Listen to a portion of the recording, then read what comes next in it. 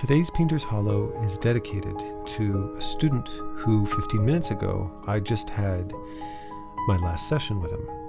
Somebody who I've come to care very deeply for over the last 8 weeks. And completely on purpose, instead of starting and spending most of our session together talking about art specifically, because I didn't feel that that was his biggest obstacle, I wanted to have more of a personal conversation with him. Sessions with students can sometimes get personal, right? Because we trust each other. We do it in confidence. And the reason why I decided to have more of a personal conversation, and it was personal both ways, he learned a lot about me and I learned a lot about him, was because I felt that his skill was not what could ultimately stand in his way artistically. So we did get personal, and we did start talking about things like our families and our backgrounds and obstacles and challenges that we've had to face. Confided, he's quite literally half my age. So I'm turning 50 in about a month, and he's 25 now. So there's that age gap, yet we could very much relate to each other. And we very quickly he very quickly opened up about the fact that, and this is something I know many of you are going to relate to, that's why I'm making this video, was that throughout most of his life, he had felt that his actions, his personality, his presence, his thoughts, his creations didn't hold a lot of worth. They were mostly worthless. They weren't valuable. And I asked him, what do you mean by that? And he said, well, I just don't think anybody would care about what it is I have to say. In fact, I could argue I empathized with him a lot more than he might realize. And instead I asked him, why? Where does that come from? Where does that feeling that what you have to share doesn't have a lot of worth, isn't very interesting, where does that come from? And he said, well, I have been speaking with a therapist about this kind of stuff, but he went on to describe his family dynamic, where he came from, and described in more detail how growing up, his contributions, what he did, his trying to get attention and stuff like that was very ignored. It was very devalued. And as such, you live through that kind of reality for 365 days a year for over 20 years. You basically are raised to believe that unless you have something of true value, whatever value that person or whatever authority figure in your life deems something as being valuable, then it's not. So brush it aside and try not to get overindulgent in your personal passions. And I found this incredibly ironic coming from somebody who was sitting down with me in what was an art class, a place where we go to learn how to express ourselves, a place where we learn how to share our story visually. Isn't that interesting? Why did he pursue art in the first place would be the first question. Like, if that's your belief, then pursue something that society deems more valuable. Yet here we are, 8th week in, he tolerated my banter for 8 weeks, which is 16 hours. That's a lot of time to dedicate yourself to something that apparently has no value. Yet he was there. He stuck it through the entire mentorship. He waited for years to start, because my waiting list can be several years sometimes. And so we continued this conversation until the end, and then we said goodbye for now. And throughout that entire time together, that entire last session together, we shared a lot of personal things. We addressed a lot of things. But then I thought, after we hung up together, because I was still thinking about him after we'd parted ways, how many of us feel this way? And how much I can personally relate to how he feels. For one reason or another, more often than not, for us artists, the thing we struggle with the most is dealing with the feeling that what we share is worthless. And for reasons that we might not know, because personal self-expression is a very, very complicated and very fascinating and sometimes very elusive thing to decode, despite the fact that we might do it our entire life. We might not exactly know why we do it. For some reason, we keep doing it, despite the sometimes financial struggles, despite sometimes having parents that don't support it, or partners or friends that don't support it and say you're wasting your time, despite the self-doubt that we deal with all the time. It's remarkable how much pain we put ourselves through, all in the name of one day becoming something, one day being able to do something that we honestly can't even clearly describe. There's something very fascinating about that aspect of an artist's personality, that we put ourselves through years and very often decades of doubt without any clear indication on what it is that we're pursuing and what's going to come out of the other end of it. Yet we know deep down inside that there's something very important about the way art makes us feel when we're doing it. Even if we think that our art sucks, which most of us do, we still know deep down inside there's hopefully some end goal to it. And it's interesting how much of our emotions we tie into our creations. How do we go about remedying that self-doubt? Well, some of us just want to get good. We get very technical, so our drawings are really, really good, so we can say, hey, I'm really, really capable of doing great drawings, very high-skilled drawings compared to other artists. Or other people can say, I have this skill, this particular skill at storytelling, or maybe I'm great with color, or maybe I'm really good with body language and expression, or maybe I have an incredible sense of unique style and aesthetic. Or maybe I'm somebody who's really good at sculpting with paint. Or maybe I'm somebody who's really good at mood. Or maybe I'm somebody who's extremely good at translating a director's vision in concept art. There's this multitude of different things that we end up kind of feeling at a certain point, hey, that's something I can do well. This is something that people are recognizing in my work. Let's keep doing that because I'm getting some kind of recognition for my work. I can say 100% of the time, whether we admit it or not, we want to feel seen through our artwork. Very, very seldom do artists pursue art to be invisible. Yet, here I am speaking with a student who has spent most of his life feeling invisible, feeling worthless, not only with his art, but just in general, just feeling like he was a very low priority human being. After he was finished expressing what he had expressed, he kind of stopped to let me talk, and I said, you know, I find it incredibly interesting and ironic hearing you say that. And I can also very much relate to what you're saying, not directly.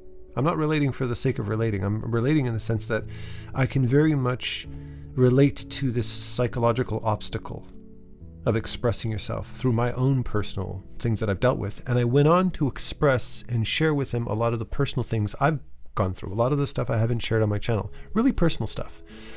And what I expressed to him was what you've been through and how you've been treated. Put in your head this feeling like everything that you do doesn't really matter, especially art. That this art that you're pursuing is probably just some selfish, immature endeavor, some pursuit that is worthless, that you're doing purely for indulgent reasons and is never going to go anywhere. That you're much better off just taking a more practical career pursuit, but all of these artistic endeavors are worthless. And I said, why do you feel that way? Where does that worthlessness come from? Because from my perspective, all of these things that you express to me as expressions of why you're worthless, to me, are the most valuable things that I've ever heard. That this worthlessness that you felt, this lack of being interesting, this unremarkableness that you've expressed and shared with me, that has impacted every single aspect of your life, from your personal life to your relationships, to your family, to your artistic pursuits, to your confidence when you open your mouth, to the subjects that you explore, to the things that you might find really, really fun and interesting that you thrive in. That all of these things have been tainted with this feeling of worthlessness, when it's that very feeling of worthlessness that is the most important thing to communicate. That is the connecting thread to you and the rest of the world. And I went on to express why I can relate to that. Throughout my life, I've had to deal with my own emotional obstacles just to be able to share my thoughts and feelings with you. Now, unlike him, I did very often have one parent, my mother, because I was raised by my mother, that did show a lot of appreciation, that did praise me a lot for the things that I did. She was very encouraging. And having an artist mother, she never discouraged me from pursuing art. She never said, oh, this is a dead-end job, that a lot of artists do have to deal with. But I still had a lot of psychological hurdles that I had to come to terms with and address throughout my life. And arguably, I really didn't make sense of those until I hit my early 40s. I wasn't anywhere near as clever as my student that I was talking to, because he was 25. So he had like a decade and a half of a head start ahead of me as he was making these discoveries in his own life. But I had certain doubts drilled into my head that whenever things were starting to look good, whenever I was starting to achieve something, whenever I was trying to find success, I started to realize at that very same time I had somebody very important and very influential in my life that wasn't necessarily discouraging me or telling me that what I was doing was useless, but was tainting what I did with a toxic thought. Finding a way of making something very positive and very valuable, not only to me, but to the people I might want to share it with, my audience or my students or whatever, and put something dark into it. A dark thought, a dark reality, a dark twist to whatever it is I wanted. I'll give you an example. Something I've always been extremely sensitive to, I think I've probably shared this in the past, was unhealthy people. People who are manipulative, very often cultish or manipulative or narcissistic people. I've always had a very strong aversion to the word cult, because I was raised with the knowledge that one of my parents left for a cult. The reason I was raised by a mother was because my father basically joined a cult and that was his family, right? And even though I wasn't raised by my father and didn't know him personally, I was raised with the reality that this cult thing was a very, very dangerous, toxic thing. In fact, he might even still be a member of it for all I know, right? I don't know. I'm not sure. But the word cult was a very, very dark thing. And I remember when I first started really gaining some traction with my school and with my YouTube channel and all that kind of stuff, I remember being told, wow, your audience are really starting to look really cultish. Your videos are really starting to sound like some guru. And that wasn't at all what my thought was at the time. I was just trying to be calm and genuine and not be loud and clickbaity. I was just trying to create a sense of emotional intimacy and to be candid. I wasn't trying to emotionally manipulate anybody, but that's how it was being packaged. That's how my videos were being branded by this person. That I was starting to become a cult leader. And this person in particular knew damn well how sensitive I was to the word cult. I lost a father to a cult.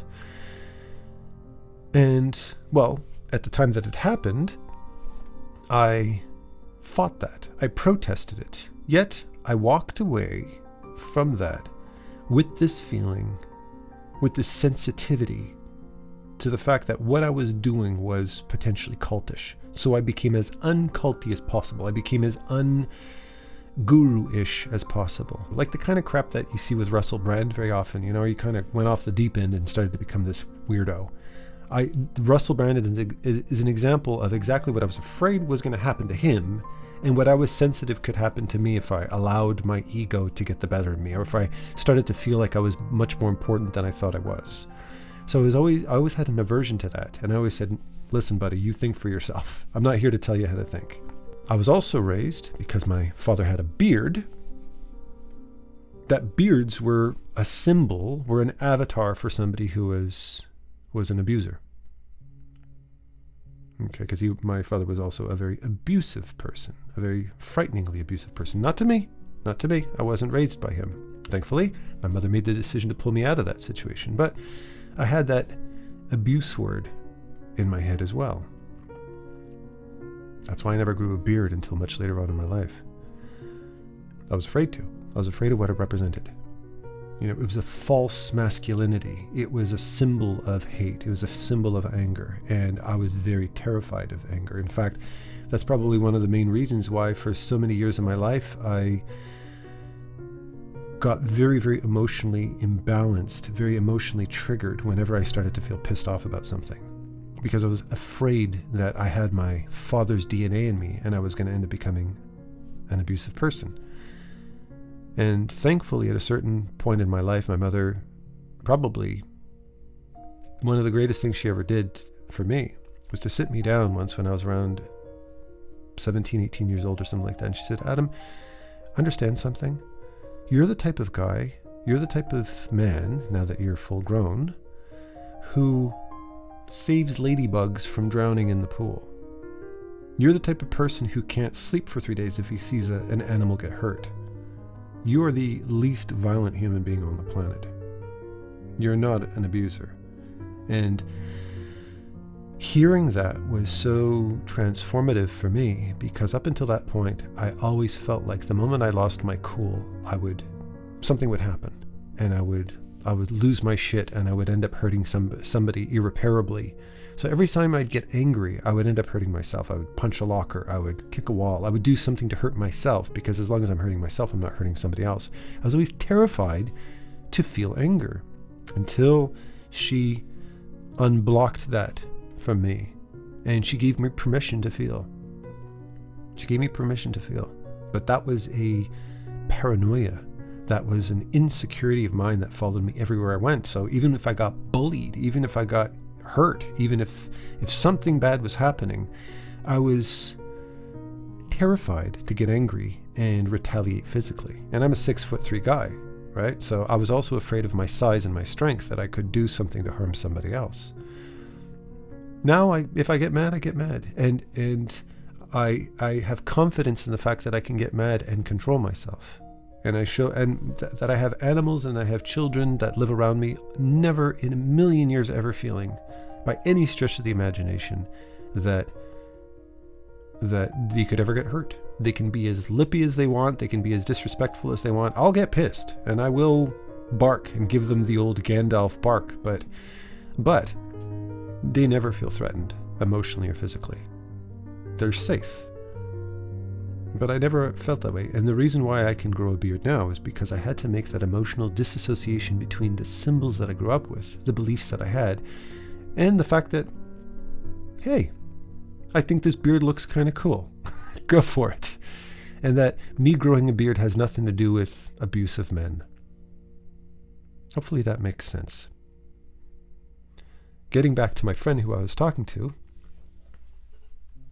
he expressed how he was raised in a world where, you know, he had to fight for his parents' attention. That prying their eyes off of a television screen was so much work, sometimes it really wasn't worth it. And if they did, yeah, sometimes they do it because, you know, kids are more important than TVs, I get it. He could feel the hum and the haw. He could feel the annoyance. He could feel the intrusion of wanting to share whatever it is a fucking 8-year-old wants to share with his dad. Right? And always getting that feeling like his feelings is that he wasn't emotionally supported by somebody. And as such, what he had to share, now that he's 25 years old, well, he still has that voice in the back of his head. And I could tell, the reason I brought up that conversation with him in the first place is because I could tell whenever he opened his mouth to share something, from day one, it was always muffled. Everything he shared was always muffled behind a cloak of, I'll make my point quickly. I won't go on about it too much. It's not important. And I found that very frustrating because I'm like, no, I asked you for a reason. I want to know. And if you've been raised in an environment where being seen and being heard was a gesture of generosity rather than a gesture of genuine interest, you can understand how me saying I genuinely want to hear what you have to say can sound like a kindness, not a sincerity. I'm just trying to be nice. You're on the clock. Yes, I'm interested. Go on. No, I was genuinely interested, but I was also very aware throughout that entire 8 weeks together that at some point in time, I'm going to stop him and ask him, why do you keep doing that? Why do you keep cutting yourself short whenever I ask you something? Why? And I did. I had that opportunity during our last session to ask him that question. And we had a very, very personal conversation. And I told him, I said, listen, you need to understand something. I spent my entire life feeling like everything I shared was unhealthy. Every time I wanted to open up and be personal about something, I was being Jim Jones. I was becoming a preacher. And everything that disgusting image portrays. But that was not the truth. That was the lie I was told to keep me at arm's reach of somebody who felt the fear of me discovering my own true value and exploding onto the scene as somebody who has something important to share. And that's very likely the very thing holding you back as well. Because when I realized that the toxicity was coming from that person, when I realized that what that person was saying was abusive and lacked any kind of reality or value, they were trying to keep my wings tied behind my back. They were trying to keep me from taking off. It was a manipulation tactic to keep me from getting away. So every single time I started to feel some kind of self-confidence, every time I started to feel like I was making some kind of a connection to my audience, to my students, to people around me, that was a threat to my relationship with them. And they made every effort to hold me back. To say, wow, you really sound gross, buddy.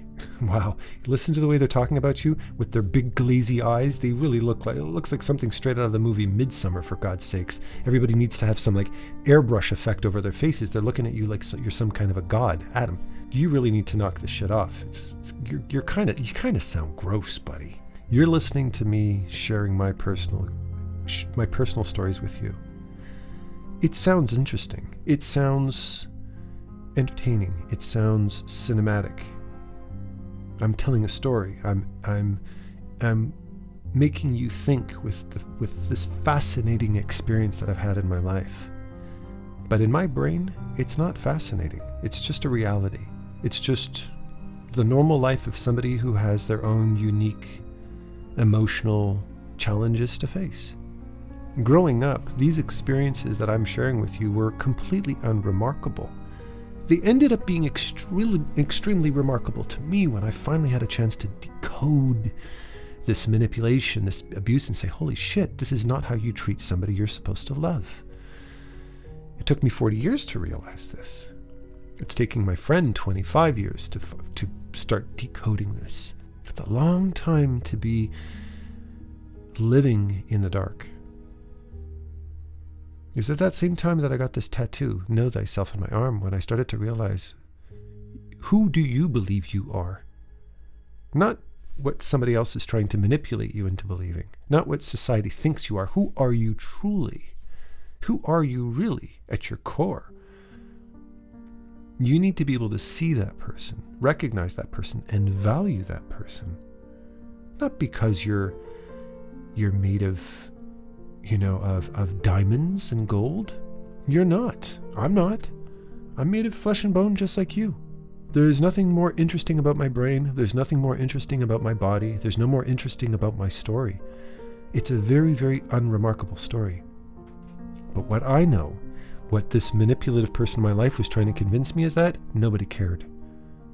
When in fact, the true, simple human story is the most valuable one. It's the one that you and I live every single day. My friend felt like his life was unremarkable. He was unremarkable. His voice was unremarkable. His art was unremarkable. He had no value. And the very fact that he felt that way is the most relatable, remarkable, and meaningful thing for him to share with me.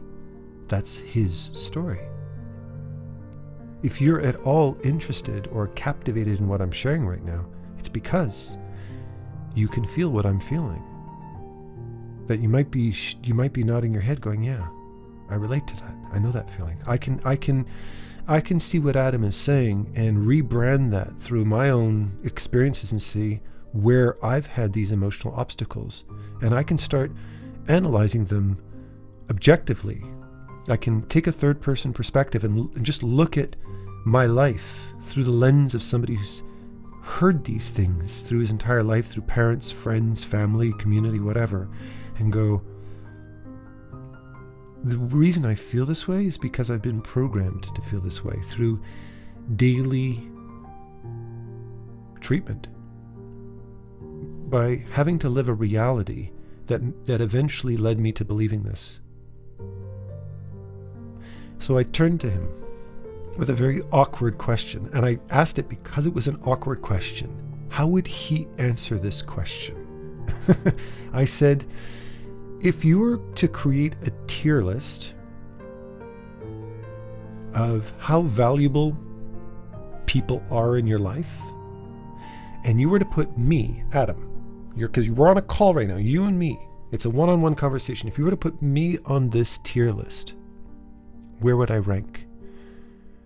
And that's a very, very awkward, uncomfortable thing to ask somebody, right?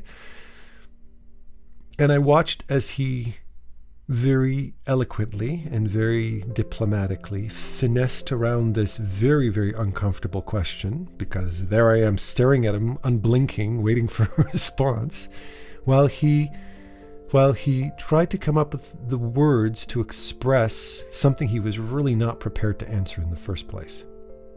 And I kind of smirked the whole time. And I looked at him with a smirk on my face, like, come on, I'm waiting for an answer. Where do I rank? It better be S tier, buddy, or, or I'm going to hang up on you, which of course I wasn't going to do. The reason I asked that question was to show him how uncomfortable it was for him to try to validate me. By him having to answer that question in front of me, he wasn't answering for himself, he was answering for me. He was imagining what it was like to be in my shoes, in my skin, being judged by somebody else. Because I wanted him to reflect that on himself. And after seeing him sweat and squirm for a couple of minutes trying to answer that question, I said, I asked you that question to make you uncomfortable. I wanted you to imagine what it was like to be in my skin being judged. Because that's what you're doing to yourself right now. If you were to put yourself on that tier list, where would you rank yourself? My guess is after everything you've expressed to me, I said, you probably rank yourself in the D tier on a generous day. Most of the time, you're probably going to rank yourself as a flat-out F. Worthless, expendable, forgettable, right? Worthless. But to me, listening to you share this story, knowing you, listening to your voice, seeing your face, I rank you as an S tier. Because what you've expressed to me is absolute authenticity. What you've expressed to me is humanity on a level that is impenetrable. you have shared with me probably one of the most impactful and relatable feelings that a human can express. That the reason why you judge yourself so harshly is because you're judging yourself according to what people have programmed you to think about yourself. People who were toxic, period. People who had the power to make you have confidence in the person that you were, even on the normalest of days. But they failed at that. And because they failed at it, you continued the legacy by failing yourself over and over and over again. And he needed to recognize that pattern. He needed to recognize that neglect, that emotional neglect, because I told him, maybe one day you're going to be a dad. And even if you aren't going to be a dad one day, I want you to behave like you're a dad today. You're a 25-year-old father. And I want you to look at your child in the eyes and treat them the way you were treated. I want your child to walk up to you and say, Dad, check this out.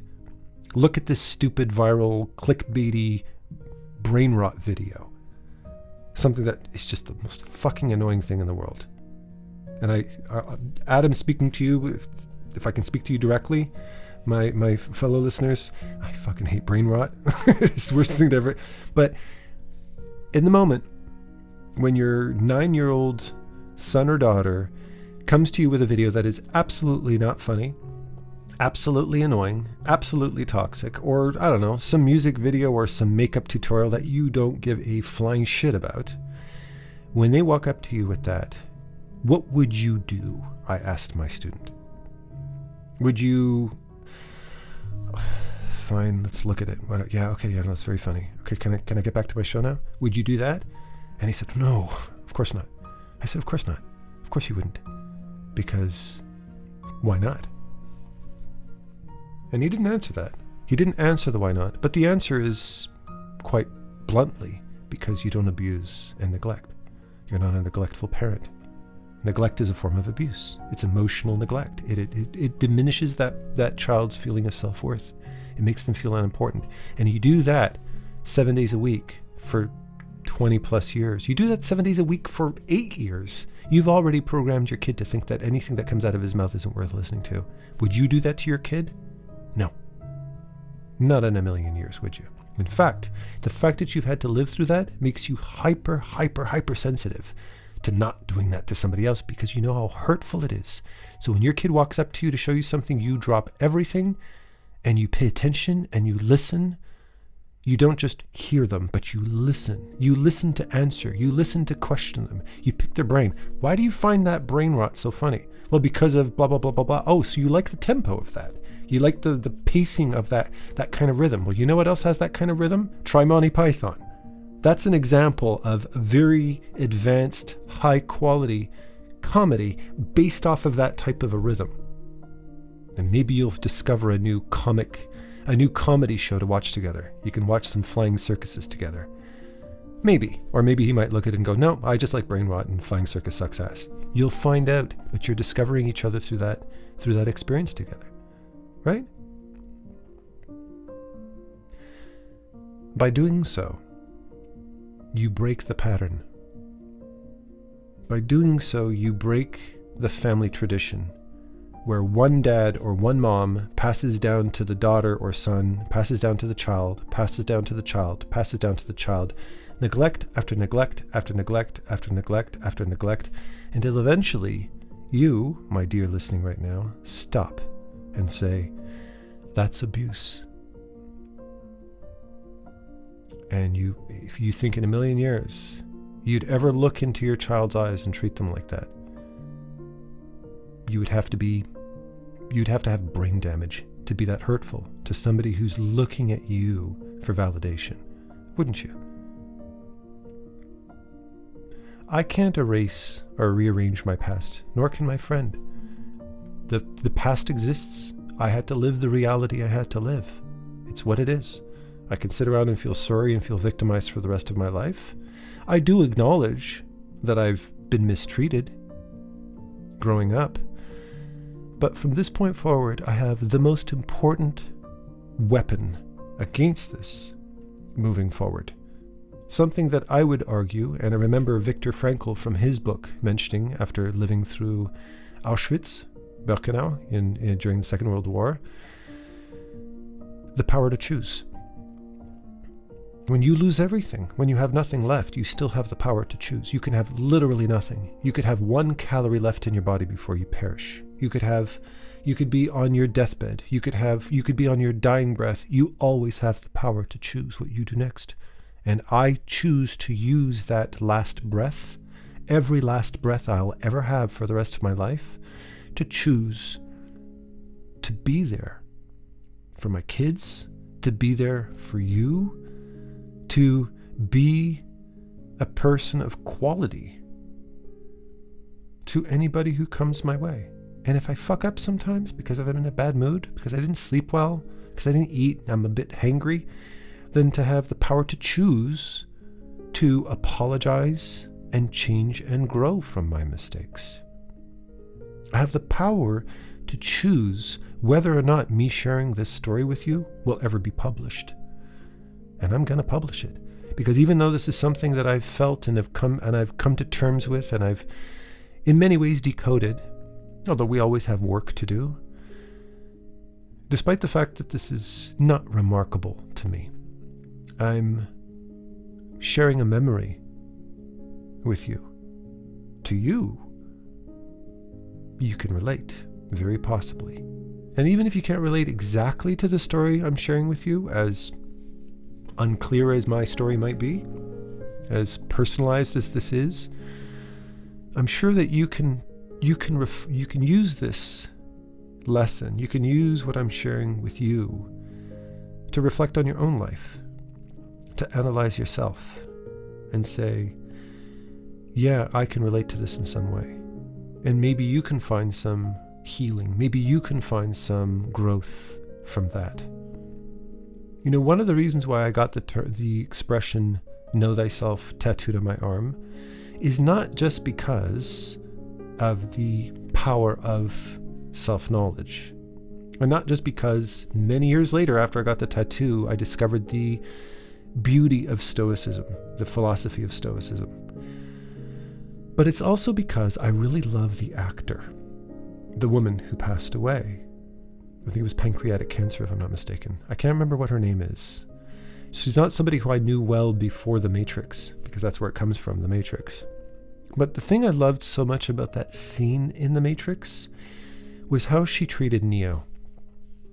He walks into the kitchen through her beaded doorway, her hippie beaded doorway, after seeing the kids in the living room bending spoons and all that kind of stuff. And he walks in and she's sitting at the oven, and she doesn't quite acknowledge him when he walks in the door. She's just paying attention to the last few seconds of her cookies rising in the warm oven.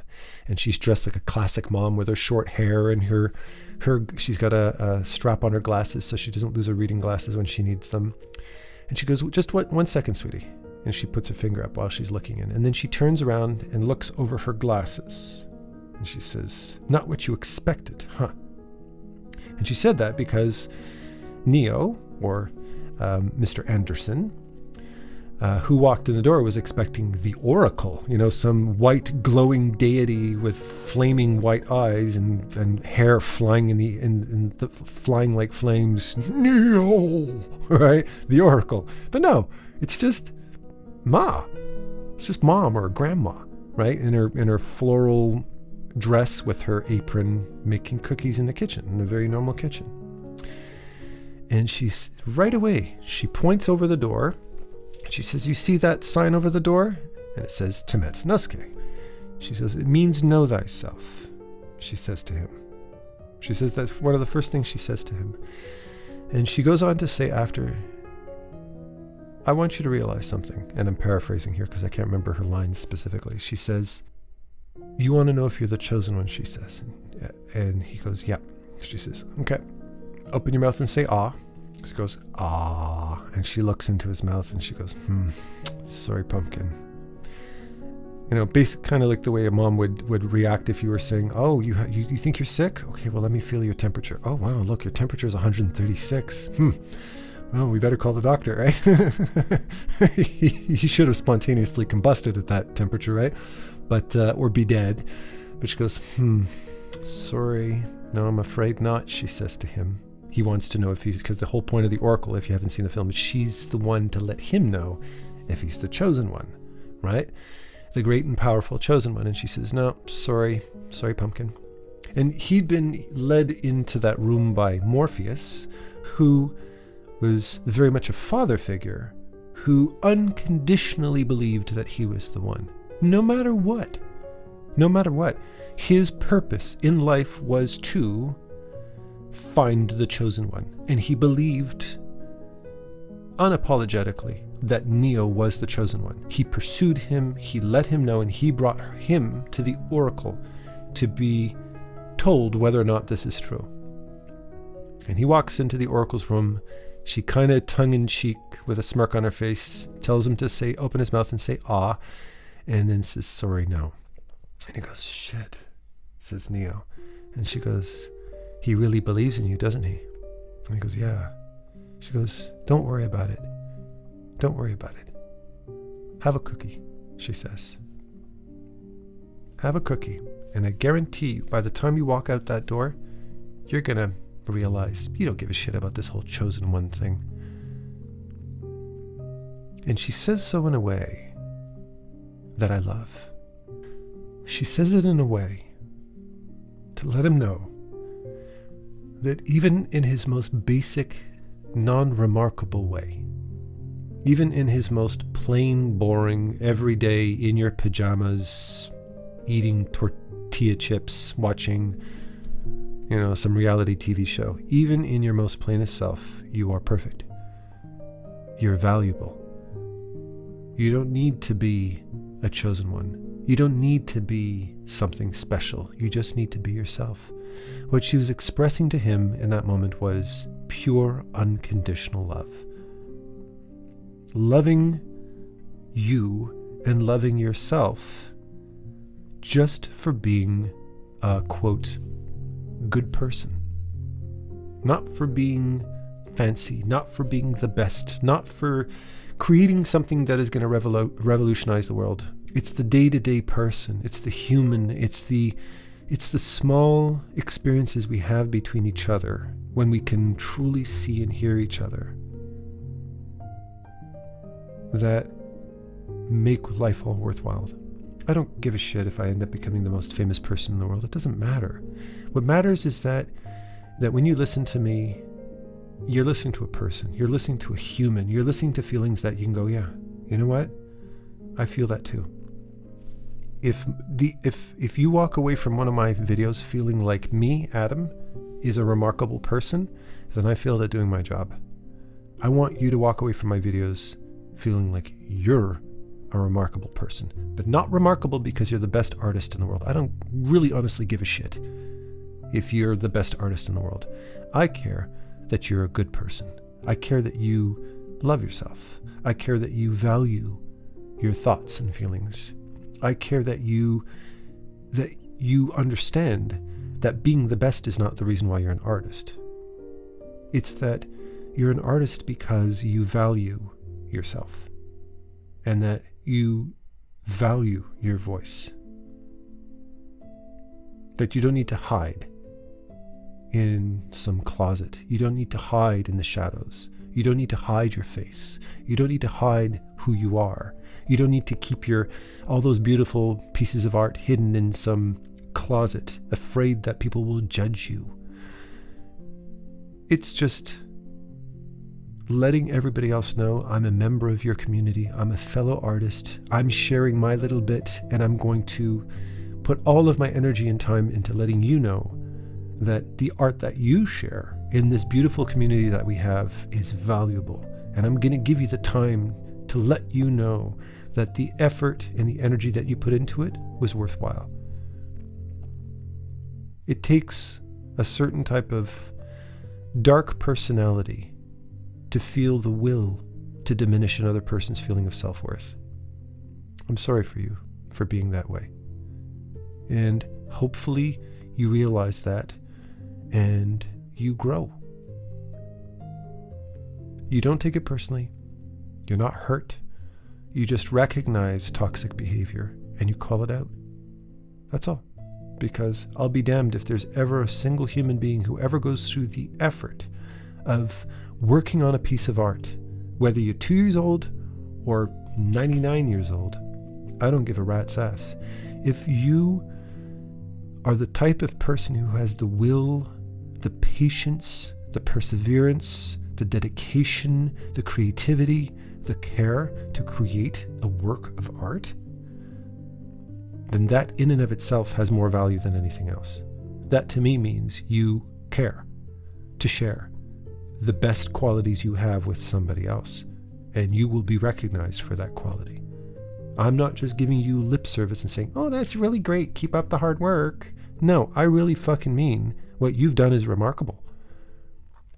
And I want you to know that having shared something like that, in and of itself, the act of sharing something personal like that is at the foundation of what it means to be a great person. It's that you're not just hoarding all the good shit for yourself, but you're producing something from inside of you that brings value into the lives of everybody else. Through beauty, through storytelling, through design. Take your pick. And with that said, I truly love you for who you are with all my heart, and happy painting. Take care.